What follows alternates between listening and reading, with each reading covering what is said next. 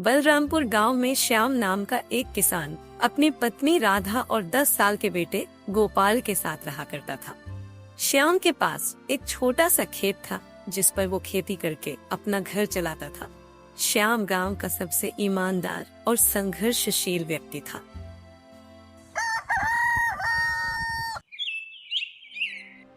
गोपाल बेटा, सुबह के 8 बज चुके हैं, खेतों पर जाने का समय हो गया है।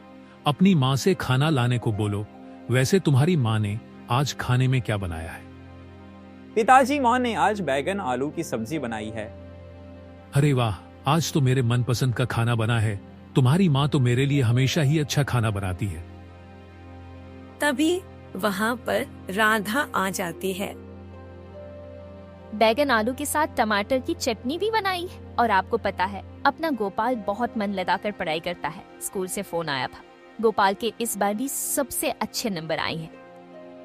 ये तो सच में बहुत अच्छी बात है। बेटा, ऐसे ही पढ़ाई करो और बड़े होकर एक बड़े से अधिकारी बनकर हमारा सपना पूरा कर देना। ठीक है पिताजी, वैसे स्कूल में मेरे सभी दोस्तों के पास नए नए कपड़े हैं। क्या इस साल आप मुझे नए कपड़े दिलवा दोगे? बेटा, अगर इस साल अपनी फसल अच्छी आई तो मैं तुम्हें जरूर दिलवा दूंगा। और अभी तो मुझे तुम्हारे स्कूल की फीस भी जमा करनी है। श्याम जी, आप फसल की चिंता मत कीजिए। आप खेतों में जितनी मेहनत करते हो, मुझे पूरी उम्मीद है कि हमारी फसल बहुत अच्छी आएगी। भगवान करे ऐसा ही हो। अच्छा, ठीक बातें तो होती ही रहेंगी। मुझे खाना लगा दो, खेतों पर भी जाना है। फिर श्याम खाना खाने के बाद खेतों के लिए निकल जाता है।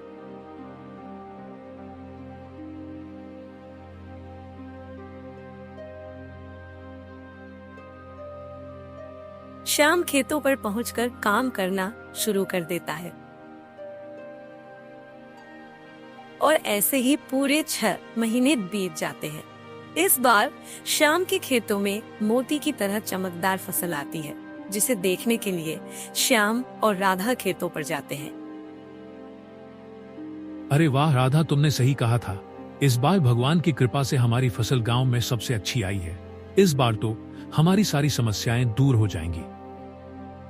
हाँ बिल्कुल, गोपाल नए कपड़े मांग रहा था। उसको इस बार 2 जोड़ी दिलवा देंगे और इकट्ठा कई महीनों के लिए राशन भी भर लेंगे। भगवान करे हमारी ऐसी ही हर बार फसल आए। राधा, हम दोनों कल से ही फसल की कटाई में लग जाएंगे। इस बार काफी ज्यादा फसल हुई है, काटने में भी काफी समय लगेगा। वो दोनों बातें कर ही रहे थे, तभी वहाँ पर गांव के सबसे धनी सेठ लाला आ जाते हैं। अरे श्याम, गांव वाले कह रहे थे कि इस बार श्याम की फसल सबसे अच्छी आई है और यहाँ आकर तो सच में मोतियों की तरह चमकदार दिख रही है। श्याम, इस बार तुम अपनी पूरी फसल मुझे बेच तो बताओ, क्या कीमत लोग अपनी फसल की? मुझे क्षमा कीजिए सेठ जी, मैं आपको अपनी फसल नहीं बेच सकता। ये सारी फसल मुझे मुखिया जी को बेचनी है। उनसे मेरी बहुत पहले ही बात हो गई थी, इसीलिए मैं आपको फसल नहीं बेच सकता। देखो श्याम, अगर तुम मुझे फसल बेचोगे तो मैं तुम्हें मुखिया जी से ज्यादा कीमत दूंगा। ऊपर से मैं तुम्हें अभी सारे पैसे दे सकता हूँ। बताओ कितने पैसे दूं? सेठ जी, वो बात ऐसी है, जब पिछले साल मेरे बेटे की तबीयत खराब हो गई थी, जब मैंने ऑपरेशन करवाने के लिए मुखिया जी से बहुत सारा पैसा ब्याज पर उधार लिया था, इसीलिए मुखिया जी ने कहा था कि इस बार की सारी फसल मुझे ही देना। तो सेठ जी, मैं अपनी फसल मुखिया जी को ही दूंगा। मेरा कर्ज भी चूक जाएगा और जो थोड़े बहुत पैसे मिलेंगे उनसे मेरा घर भी चल जाएगा। बस यही कारण है कि मैं आपको फसल नहीं बेच सकता। अरे तो मैंने तुमसे पहले कहा तो था, मैं तुम्हें मुखिया जी से ज्यादा कीमत दूंगा। तुम उन्हीं से अपना कर्ज चुका लेना। अभी मुझे फसल की बहुत जरूरत है, मुझे अपने मित्र को देनी है। श्याम, मेरी बात समझने की कोशिश करो। अगर मुझे पसंद आज के आज नहीं मिली तो मेरी बहुत बदनामी हो जाएगी। इसीलिए मैं तुम्हें ज्यादा कीमत देने को भी तैयार हूं। नहीं सेठ जी, मुझे माफ कीजिए, मैं आपको फसल नहीं दे सकता। जब मुझे पैसों की जरूरत थी तो मुखिया जी ने मुझे तुरंत दे दिए थे। अब ऐसे में मैं उन्हें धोखा नहीं दे सकता। और आप याद कीजिए सेठ जी, मैं आपके पास भी पैसे मांगने के लिए आया था, लेकिन आपने साफ साफ मना कर दिया था। और जब मैं मुखिया जी के पास गया तो उन्होंने कहा, जैसा तुम्हारा बेटा वैसा ही मेरा बेटा, और तुरंत ऑपरेशन के लिए पैसे दे दिए थे। तो मैं उन्हें अचानक फसल बेचने से मना नहीं कर सकता।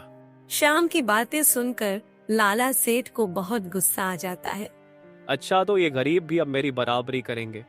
मैंने इसे पैसे देने से मना किया था, तो ये मुझे फसल देने से मना करेगा। आज से पहले पूरे गांव में मुझे किसी ने भी किसी भी चीज के लिए मना नहीं किया था, लेकिन इसने बार बार मेरे सामने ही मेरी बदनामी की है। बेटा, अब तुझे मुझसे पंगा लेना बहुत भारी पड़ेगा। अब देख मैं तेरे साथ क्या करता हूं। क्या हुआ सेठ जी, क्या सोच रहे हो? कहीं आपको मेरी बातों का बुरा तो नहीं लग गया? नहीं नहीं, ऐसी कोई बात नहीं है, मैं और कहीं से फसल ले लूंगा। ठीक है, मैं चलता हूँ। फिर लाला सेठ बाहर से चला जाता है और श्याम भी अपने घर के लिए निकल जाता है।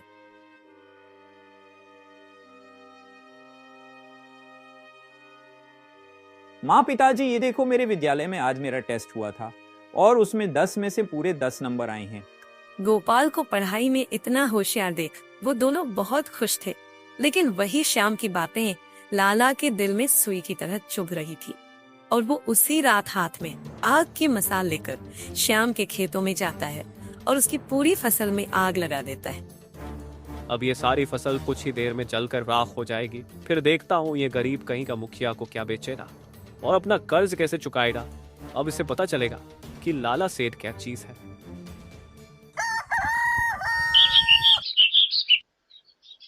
फिर अगले दिन सुबह होने पर वो दोनों पति पत्नी फसल की कटाई के लिए अपने खेतों पर जाने के लिए निकल जाते हैं, लेकिन खेतों पर जाकर उनके पैरों तले जमीन खिसक जाती है। उनकी आंखें फटी की फटी रह जाती है। हे भगवान, ये क्या हो गया? मेरी फसल जल कैसे गई? आखिर इसमें किसने आग लगा दी? राधा, हम बर्बाद हो गई। हमारी सारी फसल बर्बाद हो गई। अब हमारा क्या होगा? मैं मुखिया जी से क्या कहूंगा? उनका कर्ज कैसे चुकाऊंगा? और तो और अपना घर अब कैसे चलेगा? हमारा सब कुछ बर्बाद हो गया। श्याम जी, कल तक तो हमारी फसल है ठीक थी, तो रात में किसने आग लगा दी? आखिर हमने किसी का क्या बिगाड़ा था? अब तो हम एक एक फूटी कौड़ी को भी तरस जाएंगे। मुझे तो अभी सबसे ज्यादा चिंता मुखिया जी की है। हमने आज फसल काट कर उन्हें देनी थी।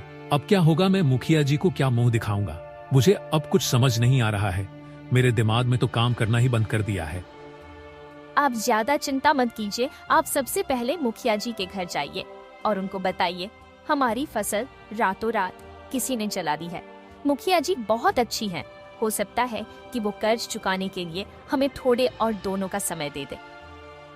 राधा की बात मानकर श्याम सीधे मुखिया जी के घर जाता है और मुखिया जी के घर जाकर उन्हें सारी बातें बता देता है। देखो श्याम, पूरा 1 साल हो गया है जब मैंने तुम्हें कर्ज दिया था। मैंने इतने महीनों में तुमसे कभी भी कर्जा नहीं मांगा, क्योंकि मुझे पता था जब तुम्हारी फसल आएगी तो तुम मुझे फसल बेचकर कर्जा चुका दोगे। तो अब मुझे कोई फर्क नहीं पड़ता तुम्हारी फसल रहे या ना रहे, मुझे बस मेरा कर्जा चाहिए। शाम तक मेरा पूरा कर्ज ब्याज सहित चुका देना नहीं तो तुम्हारे लिए अच्छा नहीं होगा। अरे मुखिया जी, मेरी मजबूरी समझने की कोशिश कीजिए। मेरी फसल के साथ साथ मेरा सब कुछ बर्बाद हो गया। अब मेरे पास घर चलाने तक के पैसे नहीं है, तो मैं आपका कर्जा कैसे चुकाऊंगा? अच्छा तो ठीक है, अब से तुम्हारा खेत मेरा हुआ। अब कभी भी उस खेत में जाने की कोशिश मत कर देना। अब वो तुम्हारा नहीं रहा। मुझे पता है कि जब इतने सालों में तुम मेरा कर्जा नहीं चुका पाए तो तुम मेरा कर्जा कभी नहीं चुका पाओगे। इसलिए मैं तुम्हारा खेत ही ले लेता हूँ।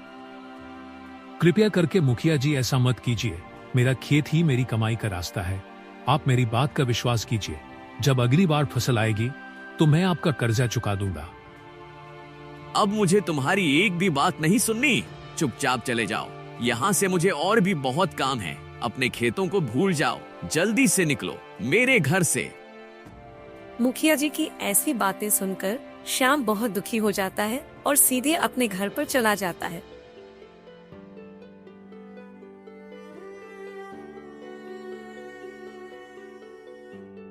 क्या हुआ श्याम जी, आप इतने दुखी क्यों दिखाई दे रहे हो? मुखिया जी ने हमें और कुछ दिनों का समय दिया क्या? श्याम राधा को सारी बातें बता देता है। क्या ये आप क्या कह रहे हो? मुखिया जी ने हमारा खेत भी हमसे छीन लिया। अब हमारा क्या होगा? एक तो हमारी फसल जल गई, ऊपर से खेत भी चला गया।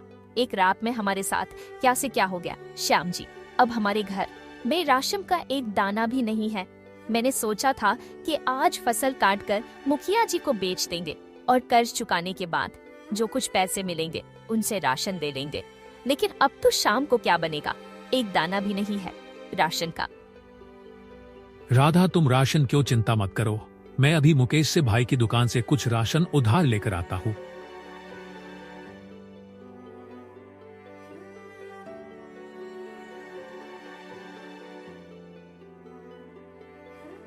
मुकेश भाई, मुझे थोड़ी दाल चावल और आटा दे दो। मैं आपको कुछ दिनों बाद पैसे दे दूंगा। अरे श्याम भाई, तुम्हारी तो फसल गांव में सबसे अच्छी हुई है, उसके बाद भी तुम उधार सामान खरीद रहे हो। मुकेश भाई, अब मैं तुम्हें क्या बताऊं, पता नहीं किसी में मेरी पूरी फसल में आग लगा दी है। सबकी सब फसल जलकर राख हो चुकी है। ऊपर से मैंने मुखिया जी से कर्ज लिया था। सोचा था कि फसल बेचकर चुका दूंगा, लेकिन ऐसा हो नहीं पाया। इसी कारण मुखिया जी ने मेरा खेत भी अपने नाम कर लिया है। भाई, अब मेरे घर में खाने का एक दाना भी नहीं है। क्या बताओ भाई, बड़ी समस्या में फंसा हूँ। अब पता नहीं मुझे कहाँ और क्या काम मिलेगा।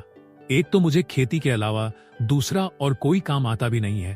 पहले मैं छोटा था तो पिताजी के साथ खेती करता था और बड़ा होकर अपने आप से खेती करने लगा। इसीलिए मैंने कभी भी खेती के अलावा कोई दूसरा काम किया ही नहीं है। पता नहीं मेरा क्या होगा।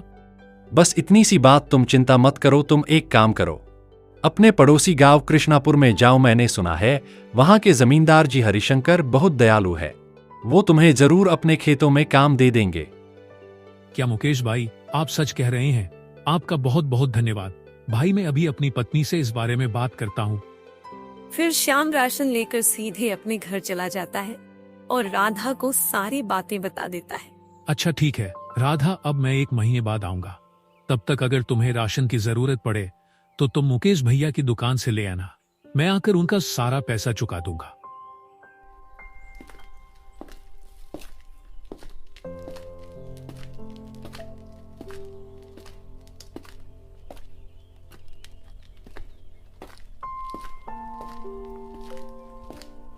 चलते चलते शाम हो जाती है और श्याम कृष्णपुर गांव पहुंच जाता है। भैया, मैं इस गांव में नया आया हूँ। यहाँ पर जमींदार जी का घर कौन सा है? अरे भाई, वो देखो सामने जो बड़ी सी हवेली दिखाई दे रही है, वही हवेली जमींदार जी की है। फिर श्याम जल्दी से जमींदार जी की हवेली में चला जाता है। राम राम जमींदार जी। जमींदार जी, मेरा नाम श्याम है और मैं आपके पड़ोसी गांव बलरामपुर से आया हूँ। मैं आपसे आपके खेतों में काम मांगने के लिए आया हूँ। कृपया करके आप मुझे अपने खेतों में काम दे दीजिए। श्याम, मैं तुम्हें काम तो दे दूंगा, लेकिन तुम मुझे बताओ कि तुम पहले कहाँ और क्या काम करते थे और तुम्हारे परिवार में कौन कौन है। श्याम जमींदार जी को सारी आप बीती सुना डालता है कि कैसे उसकी फसल बर्बाद हो गई, कैसे मुखिया जी ने उसका खेत छीन लिया।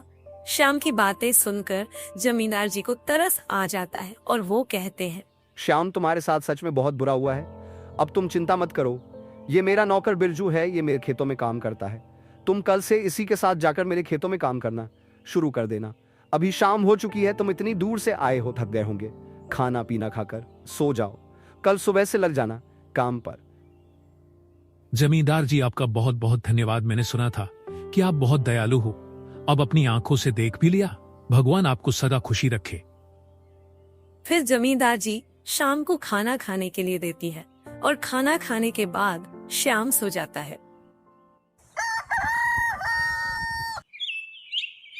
अगले दिन सुबह होते ही श्याम बिरजू के साथ जमींदार जी के खेतों पर जाता है और दोनों लोग खेतों पर काम करने लगते हैं। लेकिन कुछ ही देर काम करने के बाद बिरजू फावड़ा को साइड में रखकर बैठ जाता है। तो श्याम बिरजू से कहता है, क्या हुआ बिरजू भाई? अभी तो हमें काम करते करते केवल 10 मिनट ही हुए हैं और आप इतने जल्दी क्यों बैठ गए? भाई, मेरी मानो तो तुम ही बैठ जाओ। आराम आराम से काम करो, इतना जल्दी क्या है? कौन सा खेत अपने है? वैसे भी हम काम ज्यादा करें या कम, हमें पैसे तो उतने ही मिलनी है। मैं तो रोज ऐसा ही करता और तुम्हें पता है, जमींदार के गांव में बहुत से खेत, इसीलिए वो इतना ध्यान भी नहीं दे पाते हैं कि कौन कितना काम करता है और कौन नहीं। अरे भाई, ये आप क्या कह रहे हो? ये तो जमींदार जी के साथ साफ साफ धोखा और बेईमानी हुई। देखो, तुम मुझे ज्यादा ज्ञान मत दो। मुझे सब पता है कि मुझे क्या करना है और क्या नहीं। तुमसे एक बार कहा ना मैंने कि मैं हमेशा ही ऐसा करता हूँ। तो तुम मुझे ईमानदारी का पाठ मत पढ़ाओ। तुम भी चुपचाप शांति से बैठ जाओ और थोड़ी देर में हम साथ में काम करेंगे और फिर थोड़ा आराम करेंगे और फिर काम पर लग जाएंगे। नहीं भाई, मैं ऐसा नहीं कर सकता। मैं ऐसे काम चोरी करके पैसे कमाना नहीं चाहता। मैं अब तक कभी भी किसी के साथ बेईमानी नहीं की है और ना ही कभी करूंगा। मैं तुमसे भी कहता हूँ कि भाई ऐसा मत करो। अगर जमींदार जी की वजह से हमें 2 वक्त की रोटी मिलती है तो हमें उनके साथ धोखा नहीं करना चाहिए। ऊपर से ये जमींदार जी बहुत अच्छे हैं, इन्होंने मुझे एक बार में ही काम दे दिया। मैं तो उनके साथ सपने में भी धोखा नहीं कर सकता। तुम एक बार कान खोलकर सुन लो, तुम्हें जो करना है वो करो। मुझे जो करना होगा मैं वो करूंगा, लेकिन तुम जमींदार जी को मेरे बारे में कुछ मत बताना। अगर तुमने बताया तो तुम्हारे लिए अच्छा नहीं होगा। जब बिरजू श्याम को धमका रहा था तो उन दोनों की बातें जमींदार जी दूर से खड़े होकर बड़ी गौर से सुन रहे थे। फिर जमींदार जी उनके पास आते हैं। बिरजू और श्याम, मैंने तुम दोनों की सारी बातें बड़े ही ध्यान से सुनी। श्याम, तुम सच में बहुत ईमानदार और अच्छे व्यक्ति हो। तुम्हारे जैसे लोग मेरे पास शायद ही कोई हो। श्याम, तुम्हें पता है मेरे पास जो भी काम मांगने आता है मैं कभी भी किसी को भी मना नहीं करता हूँ, लेकिन वो लोग हमेशा ही मेरे साथ धोखाधड़ी या आलसपन करके काम करते हैं। इसीलिए मैंने ही बिरजू से कहा था कि वो तुम्हारे साथ ऐसा करे और तुमसे ऐसा कहे ताकि पता चल सके कि तुम सच में ईमानदार हो कि नहीं। मैंने तुम्हारे जैसे ईमानदार की परीक्षा ली, अब मुझे बहुत बुरा लग रहा है। श्याम, तुम एक काम करो, अपने परिवार को इसी गांव में ले आओ। मैं तुम्हें रहने के लिए एक घर भी दे दूंगा और तुम्हारे बेटे का दाखिला अपने बेटे के स्कूल में करवाऊंगी, जो कि इस गांव का सबसे बड़ा स्कूल है, क्योंकि तुम्हारे जैसे लोग बहुत कम होते हैं। तो दोस्तों, हमें इस कहानी से यही शिक्षा मिलती है कि हमें हमेशा ईमानदारी से ही काम करना चाहिए, क्योंकि ईमानदारी का फल हमेशा मीठा होता है। राम राम।